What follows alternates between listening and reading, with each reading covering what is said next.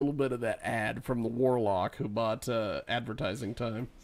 Yes, we had a real life Warlock send me money to buy advertising time. I had one that wanted to buy my mummified cat. But you've also had people who want to buy pictures of your armpits. Yeah. Hey, do it. She sold socks to some guy. I think there's a little experience coming from off that couch over there. Did you hear that? She said, "Hey, do it." Hey, I'll tell you, when we have gone out to Vegas, Tone can tell you. Hell, he was with us. Nope. I've heard all those stories. There are a lot of women making a lot of money in that industry. Just from feet. Just from dumb crap. Yeah. Feet, selling Yeah. socks. I could do. I'll let you put it right in between the space between my ear and my head, like, It's or at weird. $5,000. It's weird. Oh yeah. Jeez. Oh yeah. I like it. You know, I like to tell this story because it horrifies a lot of people. It should horrify a lot of people. But I am on the front of, me and Brittany got on the front of a Japanese adult film magazine in Japan. Oh. I did not know I that. was joking last year when we were out there. There was these little Japanese guys running around with cameras, and they were taking pictures. And I kept referring to them as the Japanese media. And Brittany kept telling me, she's like, "Oh, don't make fun of them." And I'm like, "No, it's the Japanese media." And she's like, "That's kind of racist." So then at one point we interviewed a Japanese porn star. And while we were talking to her, these guys run over and start taking pictures in the middle of our interview. And I'm like, okay, I get it, your porn marks, but kind of wait till I'm done with my... and the little Japanese chick's like, no, Japanese media. So then at the end of it, this guy is like, "Oh, I want to get the picture. So he had to get a picture of me and this Marsha Hase, or as I call her, Marsha Hase, and Marsha Hase, and Brittany, and we were all standing there next to each other, and I'm like, "Where's that photo going?" And she goes, "Oh, it'd be on the front of a Japanese magazine." And I'm like, "Oh, I've got to get me a copy of that, and I got to put that up somewhere." Because you don't know how many people's just heads will explode if I'm on the front of a Japanese porn magazine. Without the mankini. Without the mankini. Is it published yet? Apparently it's been published somewhere in Japan, and so I've got Chris Koch trying to find the... There's a video. Now I wish I had his name. Okay. I'm going to have to figure out something right close to that. There's a video I'm trying to track down, so maybe you can. He help got me out. quoted at one of the seminars. They were talking about social media and adult film, and they go, "Well, you know, Chris Koch, blah, blah, blah." And I'm like, what? Can't just pull that in a sentence real quick without everybody stopping. I'm like, what? Questions, okay? I'm sitting there going, first of all, I know that guy. Second, why is he being quoted here? So But yeah, he's always hanging out with Marsha Hase. Marsha Hase and Chris Koch. There you go. That's a power duo right there. Power move. Okay, if I'm going anywhere, I'm gonna be Nick Nick from now on. Okay? Call me the Nick Nick. Nick. I got some questions Nick, for Nick. Nate and Nick. Okay, go. Jump in there. So, did you guys play any musical instruments in high school? Yes. So I was woodwind, and he was brass. So my twin was the brass. He played the trumpet. Would you play trombone too? Well, by the time we were out of high school, I learned to play all of them. But baritone. Look at that. Woodwind. Woodwind. Woodwind. Woodwind. So, like- You put your wind on wood. Which, Probably bass clarinet, okay. alto clarinet, Most alto Hey, sax. So you did the Squidward thing. Yes, I did. Squidward. Here's just, That's I- awesome. Just as awful. Squidward. So I've tried every woodwind, like tenor sax, alto sax. I can't do oboe because it tickles my bottom lip too much. Is that what they call it nowadays? Yeah, that's Okay. Don't get no oboe on his lip now. Come on now. only when the lights are off. But When the lights are off. Now, I will say there was a funny joke last night. So we got to the subject of DJing. And Oh, God. I mentioned that hey, I'm a very expensive DJ. I'm $500 a night. Jeez. And Nate pulls out and notices. He goes, "Now for $500 a night, you better keep me busy all night." I say, okay, you know what? Deal. Okay. Call him DJ Scratch and Sniff. DJ Scratch and Sniff. And I'll tell you. Speaking of wins, is Yeah. Small Hand still coming on? Yeah, I'm trying to get a hold of him on the old Skype-a-rooney. But we've got Mr. Gibbs, as they say. Well, The now you biggest have to star in the specify. business. Don't believe him, just ask him, he'll There's tell 2 you. Gibbs. There's 2 Gibbs. Yeah, you have to specify. Yeah, because, there's you know, Nate brothers. and Nick Gibbs. Like the Bee Gees, gotta stay alive. The Bee So Gees. we haven't talked to Nick yet. So, Oh, it's my turn. how do we find you on social media? Because she likes to stalk people. So, Facebook, I have many accounts. Team E is one of my accounts, Team Explicit. It's part of my original group when I first started. Another one that you could find me on is... Sounds like 101 was on Team Explicit earlier. Yeah. DJ Scratch and Sniff. That's your phone. Nick Dick over there breaking it down. Yes. But, you can catch me also on Facebook as Nick Gibbs as a musician on there. Also, you can find my personal, which is Nick Gibbs. You see a pattern. You can see a pattern. And I also have an Instagram page. So Nick Gibbs is how you find that as well. So really hard to find. You'll be seeing him on a lot more to the Deaf shows coming up. Absolutely. He puts on one heck of a stage show. Maybe if we can get this October 19th put together, we might have him come over. I think we're definitely gonna get it put Oh, together. okay. That's We're gonna get it put together. Tone's all about that. And if we're talking about money, we're definitely about that. In fact, the last show we did in Hutch was for T-Rail, and we brought like the whole crowd out there with us, so Well, sometimes you just gotta be good at what you do, or don't do it at all, so. hey, my ex-brother-in-law, when he was playing in heavy metal bands, they would like get a bus together of people and take them to the shows. Oh yeah. They'd bring their own crowd. Heck yeah, man, you're And gonna get then booked for a lot more shows. He went off the rails and killed some guy and then hid in somebody's wall. Well, shit But happens. Things happen. yeah, he was on the run and some guy called him and he says, "Hey, I got this wall you can come hide in." So he went and came and hid in this dude's wall. And then he called the cops and he's like, "You're never gonna guess who I've got hiding in the wall." Wow. So That's an elusive move right quite the dude. there. He got some money. Hello, Oh yeah, he got some money. hello, Clarice. Hey, let's hide in my wall so I can go ahead and get that paycheck. Get that $500 bonus for Daddy hides money and bodies in the walls because he doesn't trust banks or morgues. Yeah, that's true. Yeah. That's funny, man. Because he's on the run and he calls this guy up and he's like, "Oh, the cops are chasing me." And they're like, "I've got a wall you can hide in." And he's like, "Okay." Comes over, gets in the dude's wall, then he calls the cops and he goes, "You're never gonna guess." Oh my gosh. Hey, by the way, how much is that bond? Yeah. Hello, Crime Stoppers. But Living in a wall. To the Most windows, to the wall. oh, God, that must have been hot. oh my God, it's I guess you get used to anything, but good night. Well, You what's say that, and all I can think of is that How'd he sleep? proposal movie with Sandra Bullock. you sleep. How'd he sleep? Did he sleep standing up? That's amazing. Okay. Any person who can sleep standing up is In a the psycho. wall. Okay. Well, you know what's funny is that that was Sam's nickname, Psycho Sam. So I think it fit. I think it definitely fit. He was. I think he took that name too far. Yeah. oh my God, and when he was on the run, he would see people in public and he would he thought the whole thing of him being wanted, I guess, was a joke. He'd see people and he's like, "Oh, Jiggy, I gotta get back on the radio show. I got this new band coming out." And everybody wears masks, especially me. And then he wanders away and I'm like, "What?" Then I get on Facebook the next day and see his giant KBI wanted poster. I'm like, "Oh, that's what he meant by the masks." Yeah.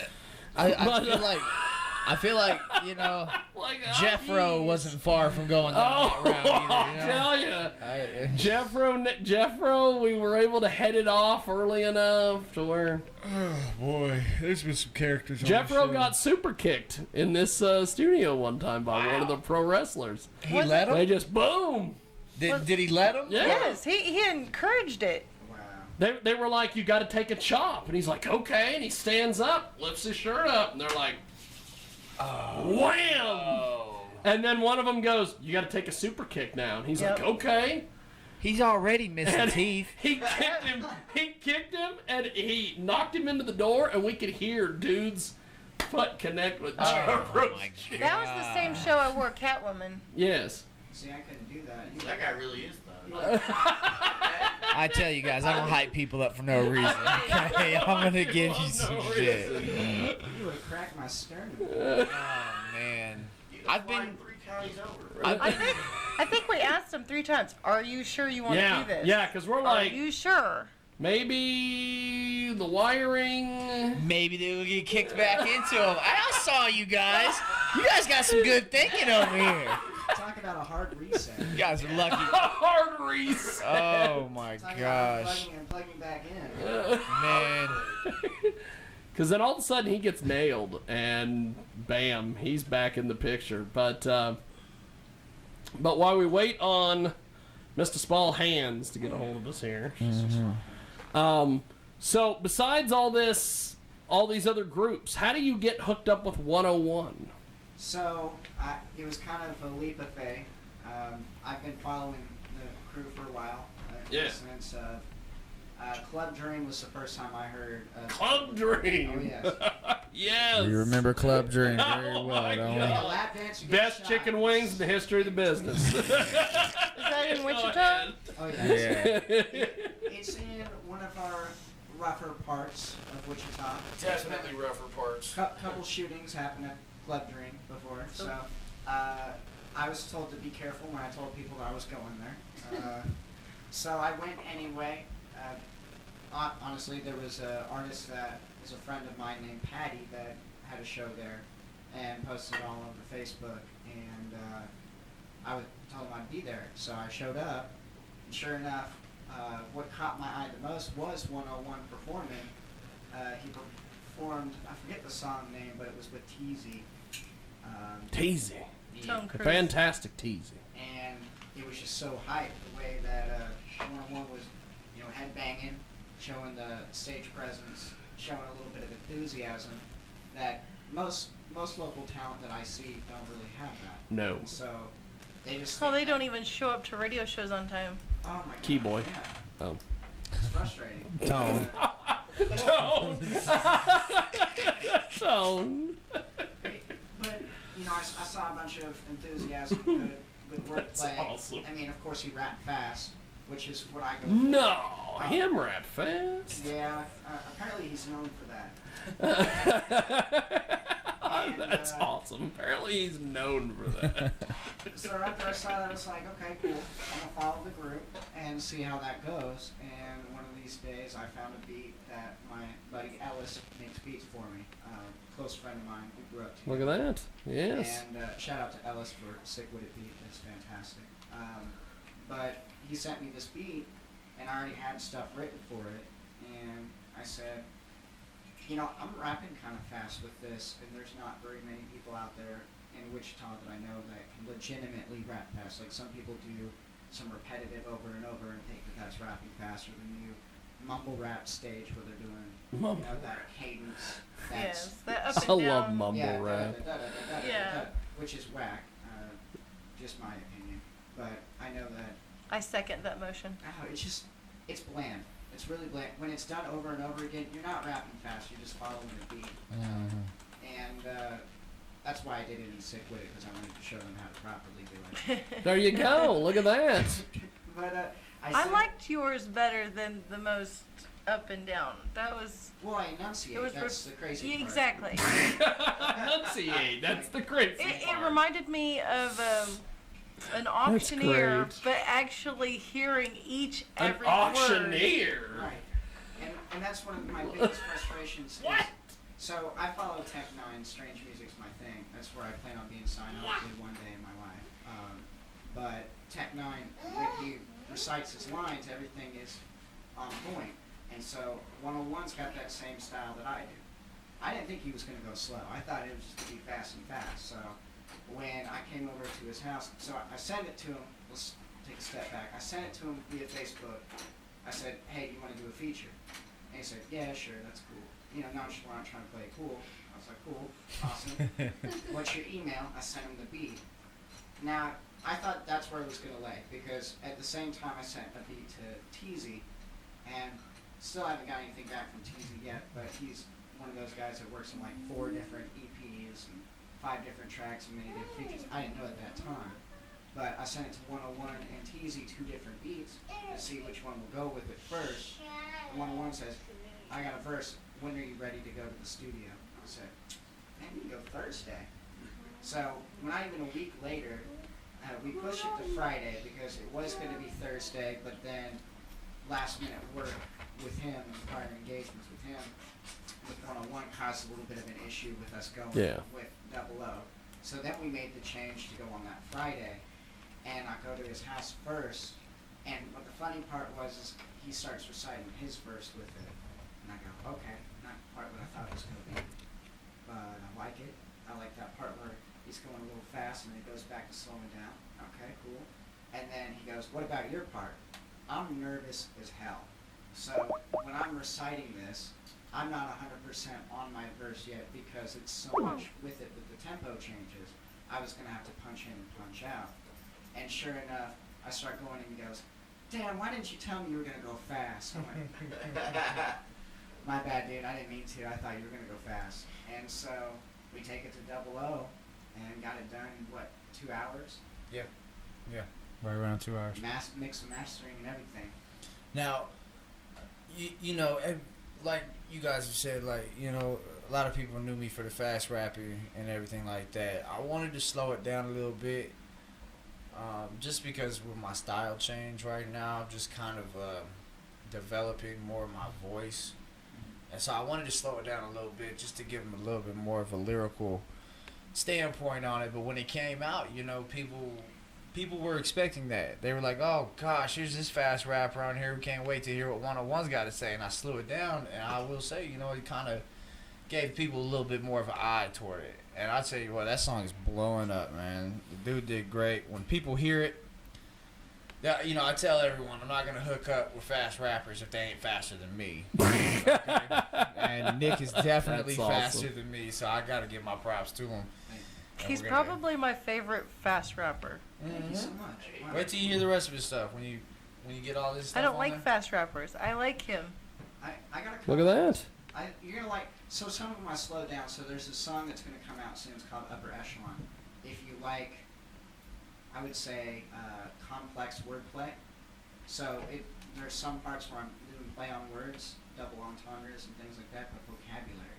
So one thing that I've realized about rap is there's some things that are missing in the sense of vocabulary. Yes. So like pessimist, eloquence. I like him. Not endless, calling me the Genesis, like words like that are being put into that song. And 15 you know, emoji faces. Did you go to college? I did not know. I was just a debate nerd. So that's kind of how I started rapping fast. So of course I followed Tech Nine, but I also did debate in high school, and I was a speed reader. I go through 8 pages front and back in 8 minutes, and I was a nationally qualified debater. So You were gonna arguing- say something about that, Nate? Oh well, we both did debate in high school, and then we did like forensics, competitive acting, and speaking. He in congressional debate qualified to go to nationals, went to Dallas and competed. That is a strange coincidence. Because I went to a very hood high school, and we did a lot of debates in there, okay?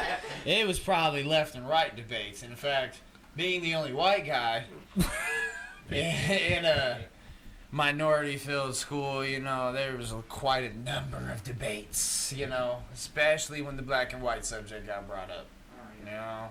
And let me tell you, it's a lot easier now. Tone has my back on a lot of arguments, okay? Right as soon as someone wants to know what the white opinion is, everyone looks at me. Tone goes, "Why are you looking at him? That dude ain't white, all right? Be a fresh. He's a little bit more darker than most people, you know what I mean? So it's just a strange coincidence. It's strange. Strange coincidence. They have different backgrounds, but we Yeah. still make up. Yeah. Okay, we are going to attempt this. I don't know. Are we getting small hands on? We're gonna get